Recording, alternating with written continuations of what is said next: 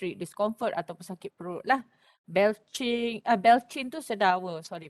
Lassitude tu adalah lethargic lah, letih lesu. Headache dan juga abdominal discomfort lah. Sama lah abdominal dengan epigastric ni. Epigastric lain kan dia kat tepi kan. Okay. So apakah assessment yang kita akan lakukan? Okay, assessment kita ambil history taking lah. History of smoking, adakah dia minum alkohol, okay. Adakah dia mengambil ubatan NSAID ataupun steroids, dia ada alergi ke, dia pernah melakukan radioterapi, okay. A history of treatment for inflammatory bowel disease, vasculitis disorder pun samalah kita ambil, dan juga family history. Adakah sebelum ni ada keluarga dia ada peptic ulcer ataupun gastritis.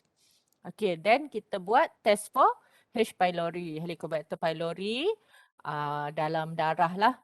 Kita ambil darah ataupun kita ambil stool or cut blood lah, stool test dia. Ataupun kita buat breath test. Okay, apa GI X-ray, kita nak tengok dekat X-ray tu, kita nak tengok keabnormalan pada dia punya stomach tu. Endoscopy, histologic examination of tissue specimen obtained by, ni biasanya kita ambil biopsi lah. Okay, ni adalah endoskopi. Dia masuk tube dalam ni dan dia dapat tengok lah dekat skop ni, dekat apa ni, dekat screen.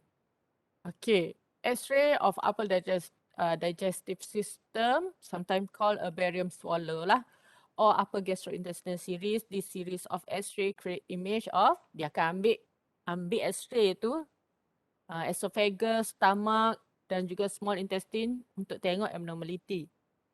Okay, to make the ulcer more visible, patient may swallow a white metallic liquid containing barium that coats digestive tract. Ni dia akan minum benda ni, nektar ni.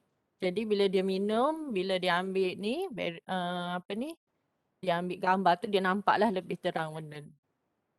Okay, ni. Okay, dia nampak ni. Ni kalau kanser, nampak dekat esophagus ni. Okay, complication dia, apakah komplikasi dia? Chronic atrophic gastritis, gastric metaplasia, dysplasia, gastric cancer, menyebabkan anemia disebabkan oleh kekurangan iron dalam badan. Okay. Ni dan juga disebabkan oleh akan berlaku vitamin C, vitamin D, folic acid, zinc, magnesium and calcium deficiency. Okay, gastric bleeding, gastric perforation, okay, mucosa associated lymphoid tissue ataupun lymphoma ataupun vitamin B12 deficiency. Okay, apakah medical management dia? Kita pergi kepada antibiotik lah. First kali antibiotik kalau berlaku infection H. pylori inilah pada digestive tract. Kita bagi triple therapy of antibiotic, clarithromycin, proton pump inhibitors ataupun amoxicillin to kill the bacterium. Ini adalah first line treatment dia. Apabila berlaku ni, kalau dia tak pernah berlaku sebelum ni, kita akan bagi first line treatment lah. However, in areas where clarithromycin resistant is known, metronidazole. Kita ganti pada metronidazole sekiranya patient tu ada resistant pada ubatan ataupun clarithromycin lah. Dia banyaklah dia punya jenis ubat antibiotik dia. Be sure to take the full antibiotic prescription usually for 14 hingga 21 hari lah biasanya patient kena habiskan. Okay. Antacid. Antacid contohnya MMT lah. Siapa dia pernah makan MMT ni, magnesium trisilicate ataupun Gaviscon. Gaviscon ni saya pun biasa juga makan Gaviscon ni. Antacid neutralize existing stomach acid and can provide rapid pain relief. Maksudnya antacid ni dia boleh neutralkan stomach acid tu. Dan juga dia boleh menyebabkan kelegaan sakit. Okay, side effect dia can include constipation ataupun diarrhea. Okay, depending on the main ingredients. Bergantung pada ingredients dia. Okay. So, ketiga adalah proton pump inhibitors. Proton pump inhibitors ni boleh mengurangkan reduce acid, boleh mengurangkan acid, stomach acid tu. Okay. Tindakan dia akan block part of the cell that produce acid and promote healing. Okay, medication dia omeprazole, lansoprazole, rabeprazole. Di omeprazole, lansoprazole ni anda biasa akan jumpa dalam ward lah. Esomeprazole pun ataupun pantoprazole pun biasa akan jumpa lah dekat ward. Long-term use of proton pump inhibitors, particularly at high doses, may increase of hip, wrist and spine fracture. Okay, boleh menyebabkan, sebab apa? Dia boleh menyebabkan gangguan pada ataupun kita panggil boleh menyebabkan kerapuhan tulang. Okay, kalau terlalu lama penggunaan proton pump inhibitors. Okay, calcium supplement may reduce this risk. Jadi kita akan bagi calcium supplement untuk kuatkan tulang dia. Acid blockers, seterusnya ubatan dia acid blockers ataupun kita panggil histamine 2, H2 receptor antagonist. Okay, dia mengurangkan release pelepasan asid tu dalam digestive tract, which relieve gastritis pain and encourage healing lah. Dia akan mengurangkan sakit dan juga menggalakkan penyembuhan. Okay, acid blockers include ranitidine, famotidine, cimetidine and nizatidine. Biasa ranitidine awak akan jumpa lah di ward. Selain daripada tu ada treatment dia, berhenti minum alkohol lah, berhenti smoking, NSAID. NSAID mungkin doktor boleh ganti ubatan yang lain dan juga mengurangkan makanan yang pedas lah. Managing stress dan juga dietary modification lah. Macam mana dia nak modify cara pemakanan dia nak kurangkan pedas ataupun dia nak buat macam mana kurangkan makanan yang masam atau masin. Okey. Buat masa ni faham ke? Faham ke? Faham, Puan. Faham. Ingat ke tidur dah belaka? Ada lagi ya? Adakah anda bersama saya? Ada. Bagus. Sangat bersemangat tu. Okey. Apa dah tadi? Okey. Nursing management. Kita pergi kepada nursing management. Saya nak suruh siapa bacakan ya? Untuk saya. Madam, slide hilang. Slide hilang. Ada dah slide? Dah, Maida. Main dah.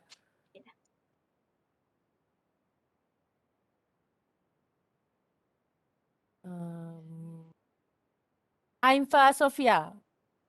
Ainfa Sofia. Ya, saya. Awak buat apa tu? Dengar Madam cakap. Dengar. Okey, tolong baca kat saya imbalance nutrition tu. Imbalance nutrition. Baca nursing diagnosis, expected outcome, intervention dan juga rational. Okey. Awak pula nak mengajar. Nursing diagnosis, imbalance nutrition, less than body requirements. RT tu? Related to. Related to, okay. Less than body requirement related to insufficient absorption of nutrients. As expected outcome, the patient can absorb an adequate amount of nutrients. Intervention dia, first, obtain the patient weight and other body measurement. Second, obtain information about the patient eating habits. Third, NBM in case vomiting. Okey. Ainfa. Okey, tak apa. Terima kasih. Saya nak suruh Khairunisa. Khairunisa, bolehkah terang saya rational kita ambil. Rational tu ada dah. Cuma saya nak awak terangkan dalam bahasa yang awak faham lah. Maksudnya kalau awak nak terang kod BM, BM lah. Kod BI tu boleh baca je lah. Okay, Khairunisa, rational kita ambil berat badan dan juga ukuran. Rasional kita nak ambil berat badan dan ukuran. The admission will serve as a baseline metric and helps guide intervention macam macam kita nak tengok bila kita ambil ukuran berat badan patient ni, kita nak tengok berat badan patient ni dia macam bertambah tak sebabkan patient yang ada penyakit gastritis ni mungkin dia kurang berat badan. So kita nak tengok cukup tak nutrien yang patient tu dapat and berat badan dia bertambah tak? Okey, Macam tu. terima kasih Khairunisa. Maksudnya kita nak Okey. ambil sebagai baseline metrik lah, dan juga kita nak sebagai jururawat kita nak prepare apakah intervention seterusnya kita nak ni. Okey. Seterusnya Nabila. Sebab apa kita nak obtain information eating habits patient ni? Okey, Nabila jawab. Nabila mana puan? Ada dua Nabila Haris. Oh, Oh, okey. banyak kau Nabila ni. Ada dua. Okey, Nabila Haris. So sebab nak obtain patient punya eating habit ni, sebab kadang-kadang kan bila kita makan makanan pedas ke, makanan masam-masam ke kan benda tu boleh lead kepada gastrik. So, Boleh ha. lukakan gastrik dia lah. Boleh gugurkan mukosa kita. Jadinya bila kita tahu patient tu suka makan pedas ke apa ke, mungkin disebabkan benda tu, dia punya lining of mukosa tu menipis. Okey, terima kasih pula dah. Terima kasih Nabila Haris. Okey, Amira Nadia, Nur Amira Nadia. Sebab apa kena NBM patient?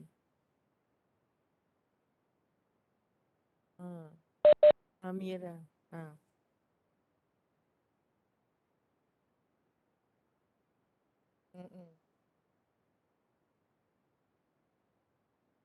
Okey, terima kasih. Okey, semua jawapan you all tu betul lah. Okey, nanti dalam exam boleh jawab lah. Ya, harapnya. Okey, so seterusnya apa dia kita nak buat? Oh, sorry.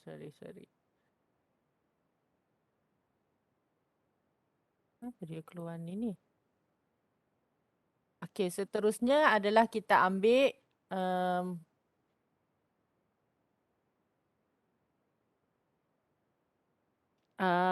monitor lab result such as FBC dengan PT-FTT lah. Kita nak tengok possible of bleeding lah. Kalau misal kata ada berlaku bleeding, mungkin hemoglobin patient akan menurun lah. Dan kita tidak galakkan pesakit daripada ambil makanan yang spicy food, caffeine dan juga alkohol lah. Sebab ia akan menyebabkan menerukkan lagi keadaan patient dan juga dia akan mengganggu proses penyembuhan. Dan juga anticipate total parental nutrition ni kalau bagi cases yang dah teruk lah. Okay, especially during flare-ups of arthritis, masa dia berlaku tu, the patient might not be able to tolerate oral intake. Patient mungkin tak boleh ambil secara oral intake, jadi kita akan bagi TPN. IV therapy, the nurse monitor fluid intake and output. Kenapa kena bagi IV therapy? Ni Faza, kenapa kita kena bagi IV therapy? Salah satu kita nak monitor fluid intake and output dia. Salah satu lagi disebabkan oleh Faza. Di mana dah ni Faza ni?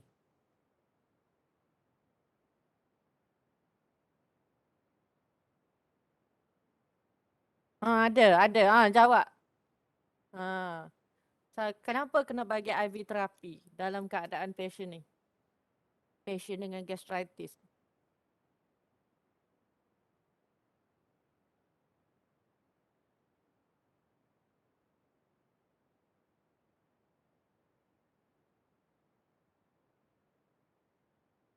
Boleh jawab ke tak ni Faza ni?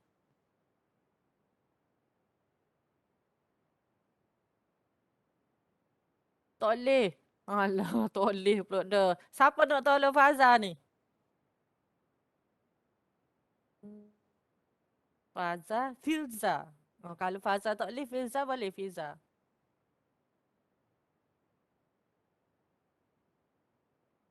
Filza boleh jawab ke?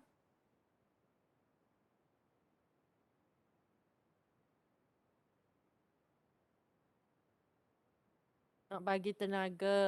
Okey, Najiha jawab. Okey, betul lah tu. Salah satu daripada nak bagi tenaga. Sebelum nak bagi tenaga tu, patient mungkin berlaku dehidrasi lah. Sebab tu kita bagi IV terapi. Jadi bila dehidrasi, kita kena nak monitor fluid intake output dia sekali lah. Okey. Ke-8 adalah consult dietitian if indicated. kena consult dengan dietitian lah apa dia makanan yang ataupun suplemen yang kita nak bagi untuk patient yang kurang nutrien ni. Okey, seterusnya adalah bagi ubatan as prescribed. As prescribed. Okay, receive medication that coat the stomach lining. Contohnya macam tadi lah kita tengok ubatan ranitidine, omeprazole yang boleh mengurangkan gastric acid secretion tu. Okay, 10 adalah encourage small frequent meals rather than 3 full meals. Maksudnya makan sikit tapi kerap. Okay, patient might tolerate frequent small portion better. Maksudnya dia boleh makan, mungkin dia boleh makan sikit-sikit lah. Biasa kalau gastrik awak mana boleh nak makan banyak-banyak gitu. Kan lagi sakit perut ataupun lagi tak lalu. Okay, educate the patient about medication. Knowledge about newly prescribed medication promote safety. Maksudnya kalau kita bagi tahu dia side effect dia, mungkin patient boleh kita panggil boleh apa dah istilah dia? Saya tak ingat. Patient boleh ni lah tolerate dengan ubat tu. Seterusnya, okay, acute pain related to inflammation of the gastric lining, sakit perut. The patient verbalize pain as being controlled and acceptable level. Satu, assess the pain level lah. Setiap 4 jam, use a pain assessment tool to assess onset, quality, severity, location, duration, detailed information about the patient pain levels, allow for more target pain management. Biasa kena assessment tool ni biasanya kita check pain of level dia untuk kita tahulah macam mana tahap kesakitan dia lah. So kita boleh manage tu kalau dia terlalu sakit tak tahan kita boleh bagi ubat. Okay. Assess for contributing factor that cause pain. Tengok apakah yang contribute pada factor contribute menyumbang kepada sakit dia. Makanan yang pedas, makan spicy food and large portion size might contribute to making the pain worse. Also, different medications such as NSAID, aspirin or corticosteroid might worsen gastritis. Okay, lagi, these are the pain management techniques, relaxation technique, might be beneficial since stress can contribute to the worsening of gastritis. Apakah relaxation techniques yang kita nak ajar? Saya nak panggil laki pula lah. Laki.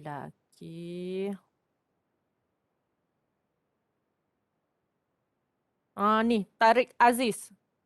Apakah relaxation technique?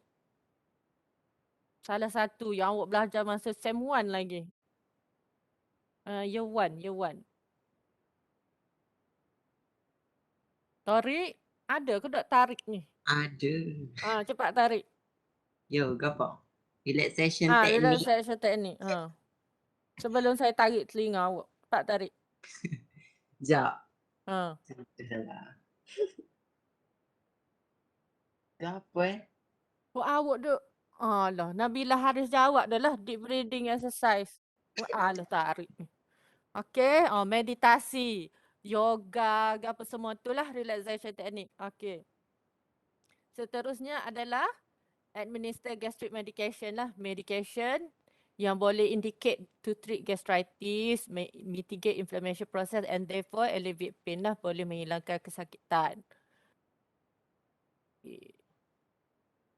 Seterusnya adalah risk for fluid volume deficit related to vomiting, decreased intake. Apakah expected outcome dia? The patient will have a stable fluid volume as evidenced by normal BP at least 30 ml urine output per hour and elastic skin juga. Okay, assess for sign of dehydration. Macam mana nak tahu dehydration? Ambil vital sign. Dia especially BP, urine output and skin turgor provide information about the patient's status. Kedua adalah monitor how many times patient vomits and note the amount of MSH each time. Okay, frequent vomiting causes fluid loss and can lead to dehydration.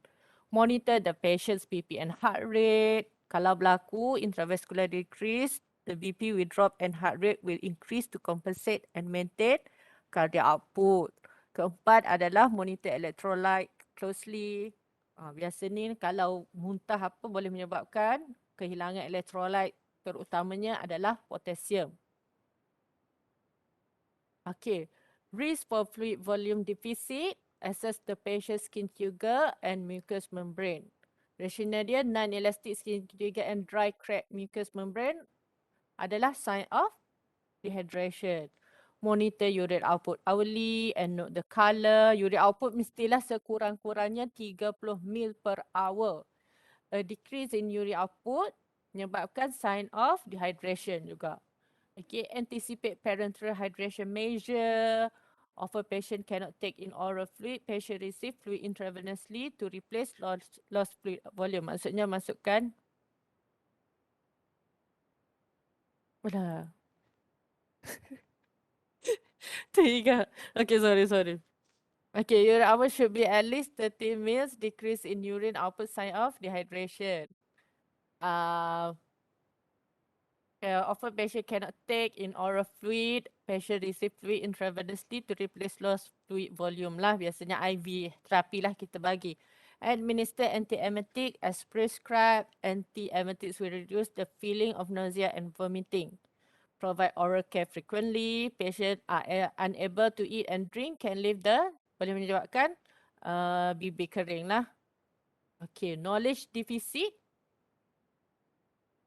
Okay, knowledge deficit, kurang pengetahuan disebabkan oleh unfamiliarity with the disease process.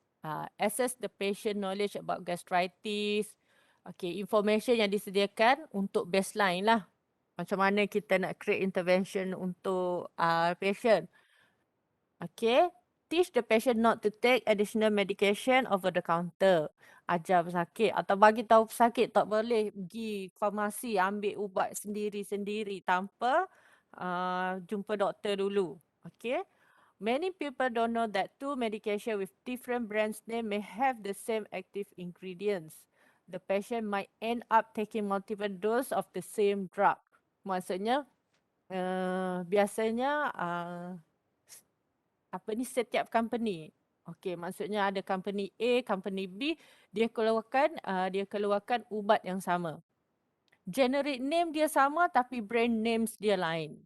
So sebab itulah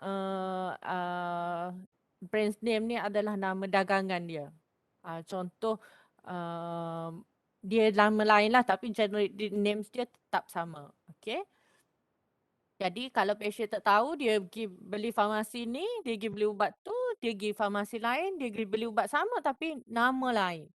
Okay, so boleh menyebabkan multiple dose lah. Okay, teach about appropriate eating intervals and the type of food in case of flare-up. Maksudnya, ajar pesakit macam mana dia nak waktu untuk dia ambil tu. Kekerapan dia nak ambil makanan tu dan banyak mana. Okay, patient might not know that spicy food, acidic food, alcohol smoking and acid can cause gastritis. Okay, supportive therapy, kena bagi supportive therapy lah kepada patient dan juga family dia semasa treatment lah. The nurse may need to prepare the patient for additional diagnostic study or surgery. Mungkin endoskopi lah, dia akan buat endoskopi. Come approach to assess the patient and to answer all the question as completely as possible. Explain all procedure and treatment based on the patient level of understanding. So kalau soalan keluar, okay, katakanlah soalan keluar berkenaan dengan nursing management patient with gastritis. Apa dia nak buat? Macam mana nak jawab dia? Okay. Dengar betul-betul . So ambil tajuk ni, imbalanced nutrition. Ataupun kalau nak jawab bahasa Melayu, bolehlah gangguan pada nutrisi. Tak perlu tulis nursing diagnosis, expected outcome tak perlu. Terus saja pada intervention dia. Apakah intervention? Rational wajib ada. Baru awak boleh full mark. Okay. Langkah pertama, okay, ambil berat badan dan ukuran badan pesakit. Tulis rasional dia sebagai baseline ataupun help guide intervention. Lepas tu obtain information pasal eating habit patient. Lepas tu tulis rasional dia. Okay. Katakanlah dia minta 3 nursing management. 1 imbalance nutrition. Kita buatlah 1, lepas tu rational, 2 rational, 3 rational. Tu adalah 1 ni adalah untuk imbalance nutrition saja. Yang kedua, nursing management yang kedua awak ambil lah ni. Pain management. Okay, bawah pain management tu apa dia? Assess the pain level, assess for contributing dengan rational sekali. Untuk langkah ketiga, fluid volume deficit. Apakah intervention dia? 1, dehydration. 2, monitor how many time patient vomit. Monitor BP dengan heart rate. Okay. Ketiga, gain knowledge. Ketiga ke keempat? 1, 2, 3. Okay. Ikutlah. Gain knowledge. Tajuk besar dia. Dalam bawah gain knowledge tu, as the patient knowledge about gastritis. Lepas tu tulislah rational dia. Okay, macam tu. Dalam exam kalau nak jawab. Okay. Ada apa-apa soalan ke?